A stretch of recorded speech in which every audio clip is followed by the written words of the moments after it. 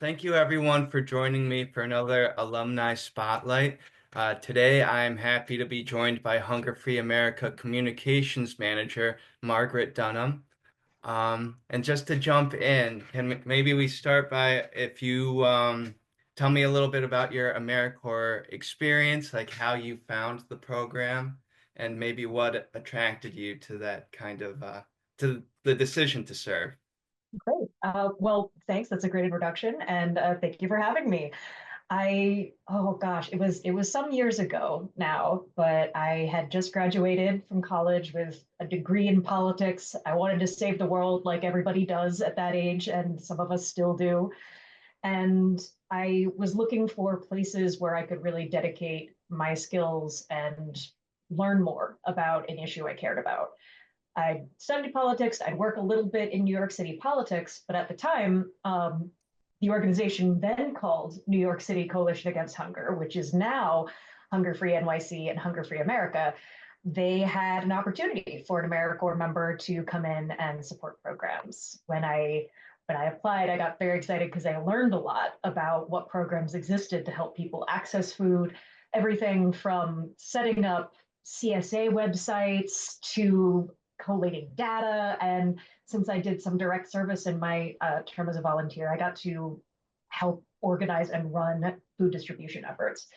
So it was really formative for me because I cared about food policy. And as so many, well, I figure so many people do, I was looking at issues I could get involved with. Like, well, no one could be pro hunger. That can't be controversial. Who could be pro hunger?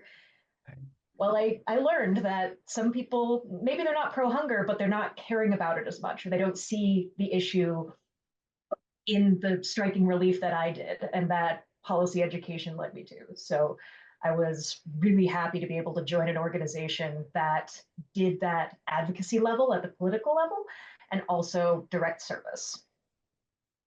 And I'm really happy to be back as the communications manager now. Yeah, that kind of leads into like the next question I had lined up for you, but you went in, and I think we all do this, and it doesn't matter what field you kind of go into, but you have a preconceived notion of the where, what, why kind of questions that you're Mm. motivated to do it. But did during your service term, did anything kind of challenge your notions of like what your role was, or like did your mental picture kind of fit the reality of what you experienced?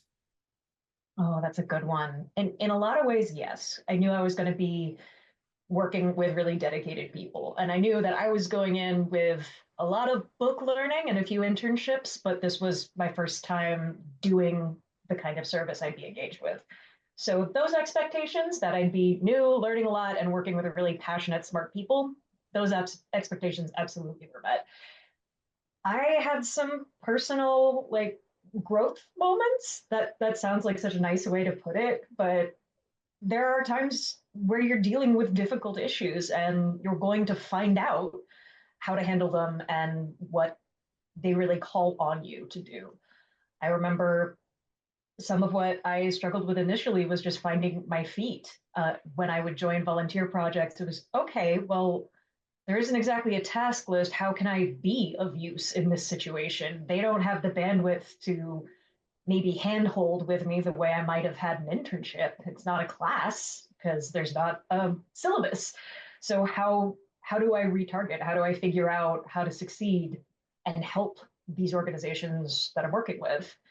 And there was some guessing and checking, and eventually I figured out you could just ask management, hey, what do you need from me? And this is a list of 6 things. Which do you want to see first?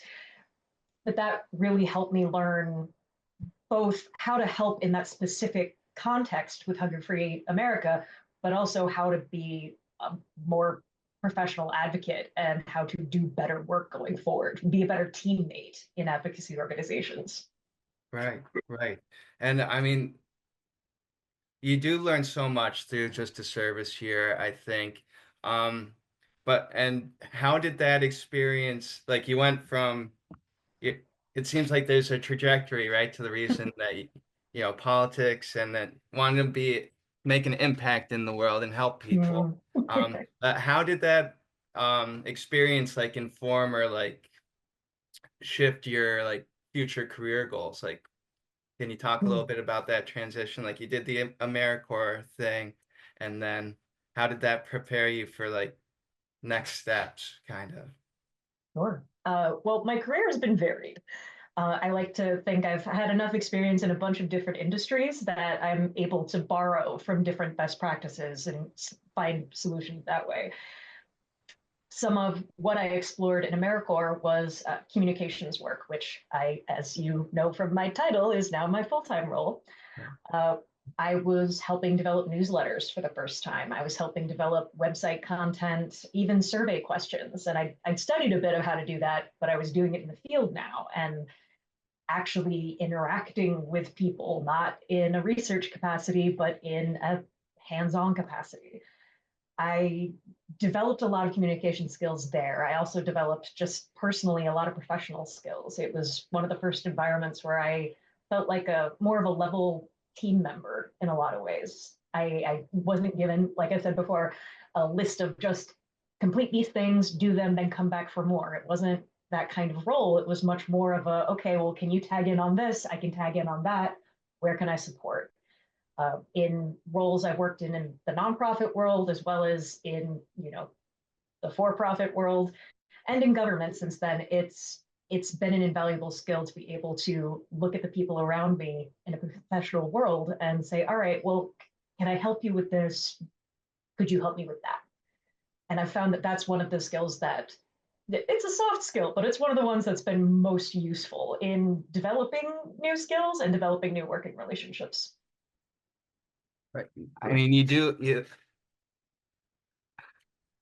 I've done a few of these interviews now, and it's just that the toolkit I think that an AmeriCorps experience gives you just prepares you for this line of work and like kind of any other because it throws you Yeah, into uh how would you say it? But a lot of responsibility all at once, yeah. and you're expected to rise to the occasion, and the people that go make it through the program really do, and they do really important work, I think. So, Yeah. um, It preps you to be able to handle really important issues that matter. This is talking about food on people's tables. Like that's used as a metaphor so often, but this is literally putting food on the table. It's that important, it's that crucial. And I'm at the time 23 years old, don't know how to run the email program, got to figure it out because this issue that is so important, I have a moment to contribute to it. So I got to make sure I'm not too intimidated by how important the work is, but also engaging with it. right, and making sure, and I think a big part of AmeriCorps, not AmeriCorps, but Hunger Free America's perspective on the way they use the AmeriCorps program. I've heard it said that it's not like they want their volunteers to be impactful, effective, and really engaged in the communities so I know that there's a really good synergy between HFA and AmeriCorps, like an understanding of values that I think makes the program specifically here very effective, It's a you know. really nice match. Yeah, Caring about the same stuff and wanting to make sure it's that what do you need from me? What can I do for you? How can I support? How can we support each other? I've heard partnerships described as it's not 50-50, it's 60-40, but you're both trying to be the 60. So with AmeriCorps, like what can we do? And Hunger Free America thinking, all right, well, how can we make our AmeriCorps program really helpful for the participants and for the people we're trying to serve? It's nice. Both trying to be that 60%. right. That's a good way to put it too. And you already said it earlier, but you're kind of it's so cool to have you part of the team as the communications manager. Um, and you kind of spoke to it already, but what inspired you to return to work with Hunger Free America? Okay. Uh, I got to think of the short version because I have so many reasons for wanting to come back to Hunger Free America. It in a lot of ways it set my standard for what advocacy looks like because I wanted to be involved with an organization that worked on the kind of policy stuff I'd studied that I was really passionate about, but also never lost touch with direct service. It was important to me to see that. And I've worked for several nonprofits and they were fantastic and they had great missions, but I kept looking for that marriage of policy, advocacy, and direct service. And Hunger Free America set my standard. So they stayed on my little alert list, like, hey, if there's ever an opportunity, like just okay, internet, tell me, just remind me, let me see their page and if I might be a fit, because I would love to work with them again. And even once I took on the role, telling people, folks would be like, oh, isn't that who you did AmeriCorps with? Because you talk about it all the time. Yep, it's the same group. And yeah, it was so rewarding, and it taught me so much about who I wanted to be as being a part of that AmeriCorps program. I had moments of, oh, this is what I'm supposed to be doing. And I'd heard people talk about having moments like that, but my first real moments like that came while doing service projects for Hunger Free America, with Hunger Free America. Let's use with, that's the correct word. Right. I'm in communications. I got to pick the right words and edit if I don't. Well, speaking as a Vista myself, I think your story in particular is inspiring in that it just shows that the value of the service and like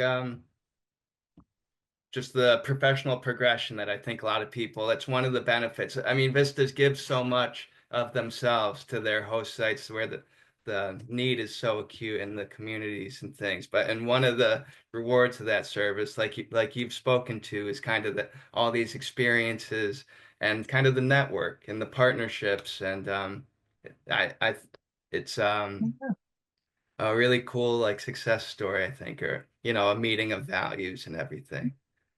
I actually, while I was working with Hunger Free America in that volunteer capacity, I had the chance to work with some other local food-based groups. And in the years following, I signed up for the CSAs that I'd worked with through Hunger Free America. I continued volunteering with different nonprofits, and I still keep in touch with folks from that network today. And I don't know. I can date myself here. I already said I was in the program before the name change, but it's been many years.